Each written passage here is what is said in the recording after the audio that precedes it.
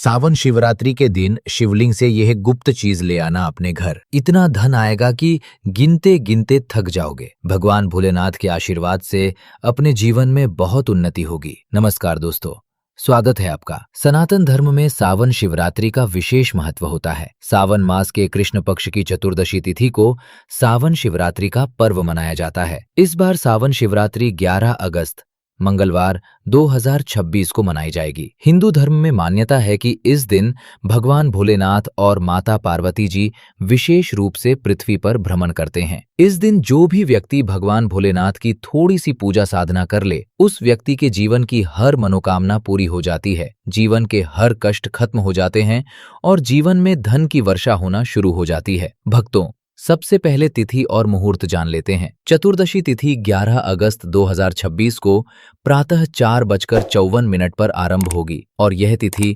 12 अगस्त 2026 को रात्रि 1:52 पर समाप्त होगी। रात्रि प्रहर पूजा का समय: पहला प्रहर शाम 7:04 से रात्रि 9:45 तक। दूसरा प्रहर रात्रि 9:45 से रात्रि 12:26 तक। तीसरा प्रहर रात्रि 12:26 से प्रातः 3:07 तक। चौथा प्रहर प्रातः 3:07 के बाद। निशिता काल पूजा का सर्वोत्तम समय रात्रि 12:05 से 12:48 तक। ये मध्य रात्रि का समय शिव पूजन के लिए सबसे श्रेष्ठ माना जाता है। भक्तों, इस साल सावन शिवरात्रि पर भद्रा का साया रहेगा। शास्त्रों के अनुसार भद्रा काल में कोई भी नया या मांगलिक कार्य शुरू करना वर्जित होता है, लेकिन भगवान शिव की पूजा, मंत्र जाप और आराधना पर भद्रा का कोई बुरा असर नहीं होता। भद्रा का समय 11 अगस्त को सुबह 4:56 से दोपहर 3:24 तक रहेगा। दोपहर 3:24 पर भद्रा समाप्त होने के बाद का समय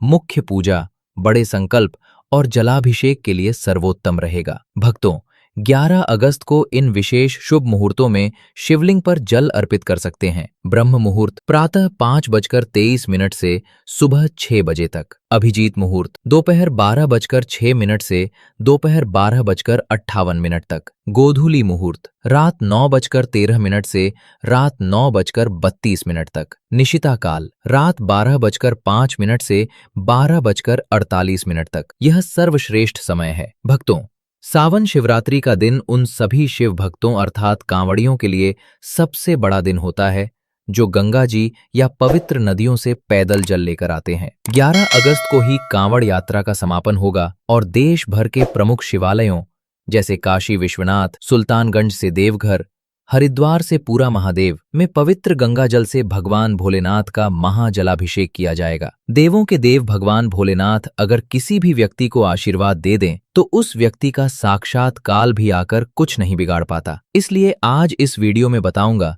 कि कैसे आप सावन शिवरात्रि के दिन, जो बहुत ही पावन दिन है, भगवान भोलेनाथ को प्रसन्न कर सकते हैं। मनोकामना पूर्ति: मान्यता है कि सावन महीने की इस मासिक शिवरात्रि पर भगवान शिव और माता पार्वती पृथ्वी पर भ्रमण करते हैं। इस दिन सच्चे मन से किया गया अभिषेक जीवन के सभी कष्टों को दूर कर देता है। विवाह में आ रही बाधाएं: कुंवारी कन्याएं यदि इस दिन व्रत रखती हैं तो उन्हें मनचाहा जीवन साथी मिलता है। विवाहित महिलाओं के पति की आयु लंबी होती है। आपके जीवन में धन की समस्या है, नौकरी की प्राप्ति के लिए बहुत परेशान हो चुके हैं, शत्रुओं ने घेर लिया है या संतान की प्राप्ति नहीं हो रही, तो एक बात का ध्यान रखिएगा। सावन शिवरात्रि ऐसा पावन दिन होता है जिस दिन कोई भी व्यक्ति थोड़े से उपाय कर ले, भगवान भोलेनाथ की पूजा कर ले, तो उस व्यक्ति की कितनी भी बड़ी मनोकामना हो, कितना भी बड़ा कष्ट हो, वह खत्म हो जाता है और मनोकामना पूर्ण हो जाती है। आज आपको बताऊंगा कि सावन शिवरात्रि के दिन शिव मंदिर जाकर क्या क्या भगवान भोलेनाथ को अर्पित करना है और वहां से वापस क्या लेकर आना है ताकि आपके घर की गरीबी, दरिद्रता, परेशानी और कष्ट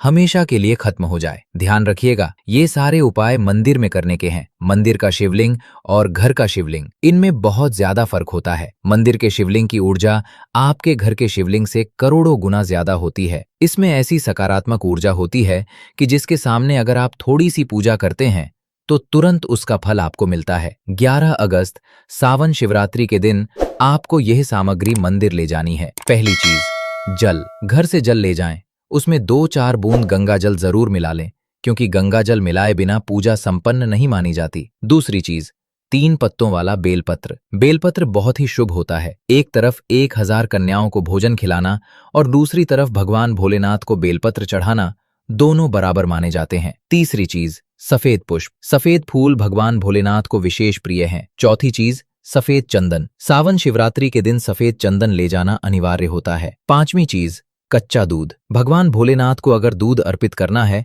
तो एकदम ताजा कच्चा दूध होना चाहिए, पका हुआ या बासी दूध नहीं। छठी चीज, काली मिर्च का डिब्बा। एक डिब्बे में काली मिर्च भरकर लाइए। एक लाल कपड़े में लौंग और कपूर रखकर उसे मौली से बंद करके अपनी जेब में रखकर ले जाना है। सबसे पहले आपको मंदिर जाने से पहले यह ध्यान रखना है कि काले या नीले कपड़े पहनकर मंदिर न जाएं, वरना भगवान भोलेनाथ का क्रोधित रूप देखना पड़ सकता है। संकल्प, सुबह स्नान के बाद साफ कपड़े पहने और हाथ में जल लेकर व्रत का संकल्प लें। अभिषेक, शिवलिंग पर पतली धार बनाते हुए जल भगवान भोलेनाथ को अर्पित करें। सबसे पहले शुद्ध जल या गंगा जल चढ़ाएं। इसके बाद क्रमशः दूध, दही, शहद और घी से अभिषेक करें। सामग्री अर्पण, शिवलिंग पर चंदन लगाएं। चंदन लगाने के बाद 3 पत्तों वाला बेलपत्र रखें। बेलपत्र रखने के बाद सफेद पुष्प चढ़ा दें। भगवान भोलेनाथ को अत्यंत प्रिय बेलपत्र, धतूरा, भांग, आक के फूल, चंदन और भस्म भी अर्पित कर सकते हैं। मंत्र जाप, पूजा के दौरान निरंतर ओम नमः शिवाय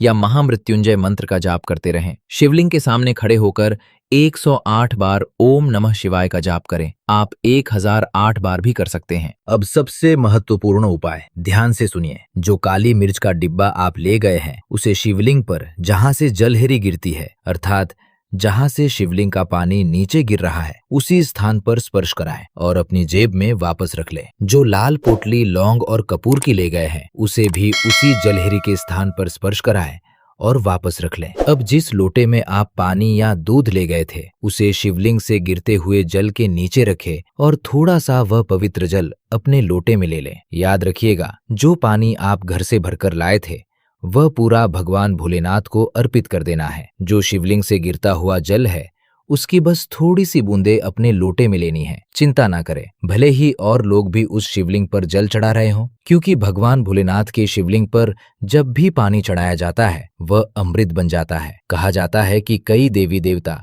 शिवलिंग के पास अदृश्य रूप में खड़े होते हैं ताकि शिवलिंग से गिर रहा पानी वे धारण कर सकें। इतना पवित्र होता है शिवलिंग से गिरता हुआ जल। घर पर आते ही जो लोटे में पवित्र जल लिया है उसे घर के सदस्यों के ऊपर थोड़ा थोड़ा छिड़क दें। घर के हर कोने में जल छिड़क दें और घर के मुख्य द्वार पर भी जल छिड़क दें। इतना करने के बाद पूरे साल आपके घर में नकारात्मक शक्तियां प्रवेश नहीं कर पाएंगी। अगर कोई आपके घर पर काला जादू या काली विद्या करवाने की कोशिश करेगा तो वो आपके घर पर कुछ नहीं कर पाएगा। इससे आपके घर से नकारात्मक शक्तियां चली जाएंगी और सकारात्मक ऊर्जा आ जाएगी। अब जो काली मिर्च का डिब्बा भगवान भोलेनाथ के शिवलिंग से स्पर्श कराकर लाए हैं उसे पूजा घर में रख लीजिए। जब भी किसी शुभ कार्य के लिए निकलें, जैसे बिजनेस मीटिंग के लिए जा रहे हैं, नौकरी की प्राप्ति के लिए जा रहे हैं, एक काली मिर्च घर के मुख्य द्वार पर रखकर उसे पैर से दबाते हुए निकलिए। भगवान भोलेनाथ के आशीर्वाद से जो भी बाधाएं आने वाली होंगी वे अपने आप हट जाएंगी और आप जिस कार्य के लिए भी जाएंगे उस कार्य में सफलता मिलेगी। और जो लाल पोटली भगवान भोलेनाथ के शिवलिंग से स्पर्श कराकर लाए हैं उसे अपनी अलमारी या तिजोरी में रख दीजिए। आपके जीवन में जो भी पैसे आने के रास्ते बंद हो गए थे वे वापस खुल जाएंगे। आपके जीवन में इतना धन आएगा जिसकी आपने कल्पना नहीं की होगी। भक्तों, सावन शिवरात्रि की रात रात्रि जागरण की विशेष महिमा बताई गई है। रात को जागकर भगवान शिव के नाम का भजन कीर्तन करना बेहद कल्याणकारी माना जाता है। निशिता काल यानी रात 12:05 से 12:48 के बीच किया गया पूजन सर्वश्रेष्ठ फल देता है। जो पूरी रात जागरण न कर पाए वे कम से कम इस निशिता काल तक अवश्य जागें। एक बात का हमेशा ध्यान रखिए, जब भी हम भगवान भोलेनाथ की पूजा करते हैं हमें धैर्य रखना चाहिए, विश्वास रखना चाहिए और श्रद्धा के साथ भगवान भोलेनाथ की पूजा करनी चाहिए। क्योंकि भगवान भोलेनाथ बहुत ही भोले हैं, वे किसी भी व्यक्ति की हल्की सी पूजा से, हल्की सी साधना से अवश्य